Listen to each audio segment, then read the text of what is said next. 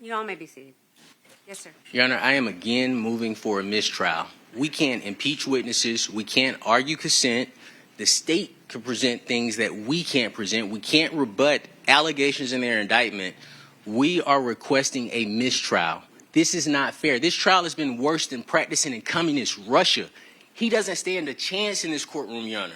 The witness made a prior statement. We played the recording for the court. The witness made a prior statement. He was wearing like an orange-colored shirt, orange or red, something bright. That is a quote. We played the recording. The Honorable Court was able to hear that recording. Her testimony here today was that he was wearing a hoodie. This is important because the state wants to make all the people that were seen in the neighborhood Mr. Faust. The person that they brought the first witness in for said, oh, he had a jacket. So, of course, they want her to say, oh, he had on a hoodie.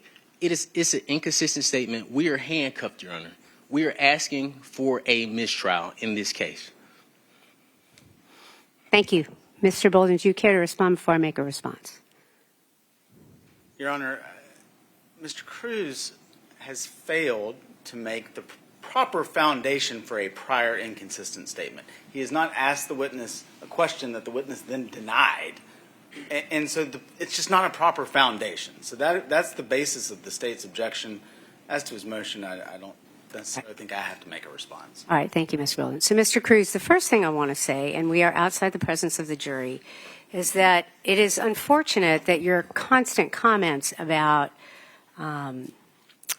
the unfairness of this trial it's very unfortunate. You know, it is outside the presence of the jury, but it is not appropriate to continually just argue to the court that things are unfair and that somehow the defense is handcuffed because of the court's rulings. As I stated before, the court endeavors in every respect to make rulings based on law. So that's the first thing. And, you know, having a slight tantrum every time you get a ruling that you don't agree with is really not appropriate. And I'm going to ask you to consider that moving forward. The second thing is the state is correct, Mr. Cruz, in terms of the procedure to request to admit an inconsistent statement, and you have not done it properly.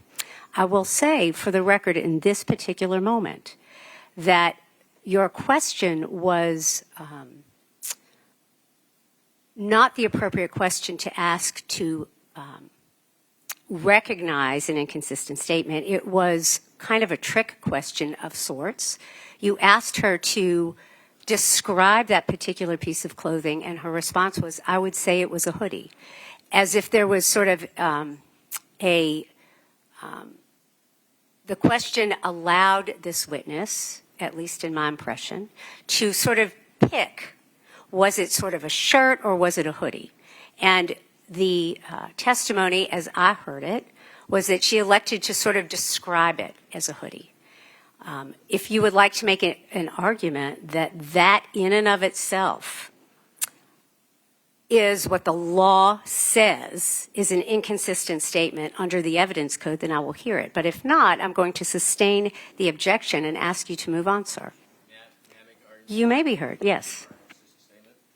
And then I'll talk about the mistrial in just a moment, but go ahead.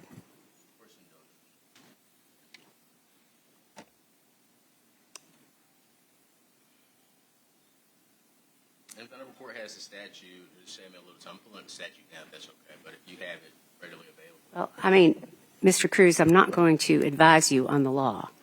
And I think you need to be here prepared to argue it. No, I just said if you had a copy of the statute, I was just trying to save them before some time, but I'll pull it up there.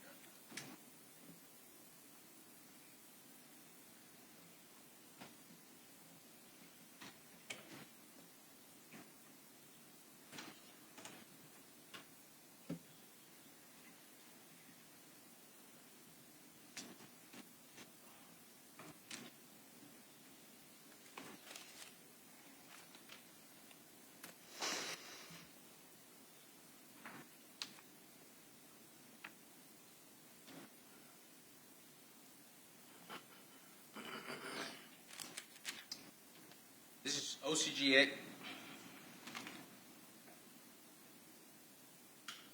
The statute is OCGA 24-6-3 613, prior statement of witnesses, the title of that section. Under subsection A, the law provides, in examining a witness concerning a prior statement made by the witness, whether written or not, the statement need not be shown nor its contents disclosed to the witness at the time. Provided, however, upon request, the same shall be shown or disclosed to opposing counsel. Your Honor, in this case, I went above and beyond. I actually chose to refresh her recollection as opposed to impeaching her when we were talking about her statement. She heard the entire statement. I told opposing counsel, this is what I have.